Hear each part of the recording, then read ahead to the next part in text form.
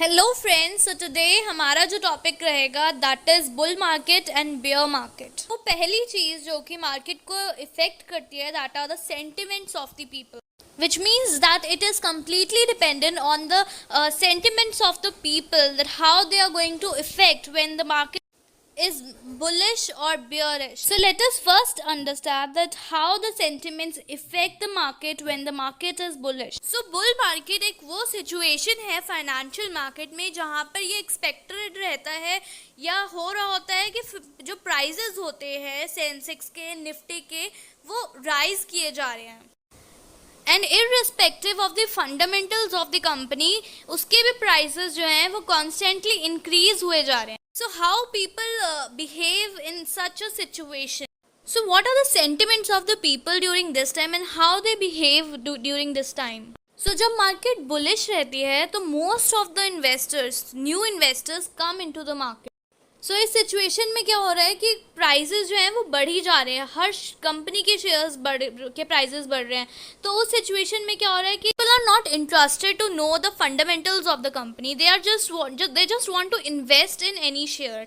अब इसमें क्या हो रहा है कि कोई भी शेयर वो बाय कर रहे हैं, चाहे उसके फंडामेंटल्स अच्छे हों या ना हो, वो बस बाय कर रहे हैं. फॉर एग्जाम्पल कोई भी कंपनी का शेयर बाय कर लिया जिसके फंडामेंटल्स जाने बिना उन्होंने 35 रुपीज़ का बाय कर लिया और उन्होंने सोचा द प्राइस आर राइजिंग, सो कुछ टाइम के बाद वो 45-50 का जब वो होगा उसको सेल कर देंगे. So this happens during the time when the market is bullish. So इस सिचुएशन में वो कंपनीज जिनके वीकर फंडामेंटल्स हैं वो भी कंपनीज के प्राइजेस बढ़ जाते हैं. और अगर हम अभी मार्केट का हाल देखें तो इंडियन मार्केट जो है इट इज़ बुलिश. मार्च 2021 में it was 50,000, Sensex reach to 50,000 and आज की डेट पे अगर मैं देखूं तो Sensex is at 52,000.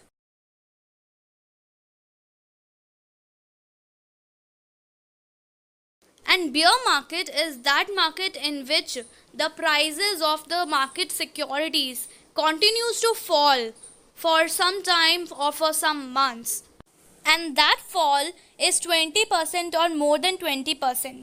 So the sentiment of the people at this time gets negative and they start selling and leaving the market.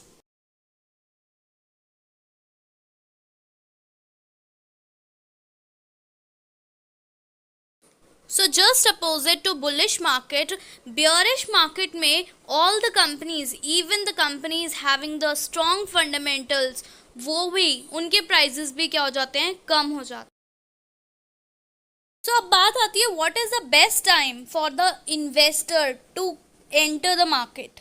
So if you are a new investor, so you should enter and you should buy during the time when the market is bearish and sell your shares when the market is bullish. But if you are an existing investor, so उस case में अगर कोई आपने ऐसी company hold कर के आपके पास में है जिसके फंडामेंटल्स रियली में बहुत स्ट्रॉन्ग है, तो व्हाट आई फील, अगर आपने सच में वो कोई ऐसी कंपनी को आपके पास में है जिसके फंडामेंटल्स स्ट्रॉन्ग हैं एंड वो कंपनी और मार्केट जो है इट इज़ गेटिंग बियरिश, सो उस टाइम पे आप उस कंपनी को होल्ड करके रखें. एंड उस कंपनी को होल्ड करके रखने के बाद आप चाहते हैं अगर प्राइसेस कम हो गए तो आप उन कंपनीज के शेयर्स और बाय कर लीजिए. उससे क्या होगा कि हमारा जो एवरेज प्राइस होता है वो कम हो जाता है एंड जब मार्केट बुलिश होगी तो आपका प्रॉफिट भी बढ़ जाएगा. So that's all for bull market and bear market. And please do share your views on Indian market, whether it is a bullish market or a bearish market, and please share your opinion about my channel and please give your valuable feedback in comment section. Thank you so much for watching my video. Like, share and subscribe to my channel. Thank you so much for watching my video.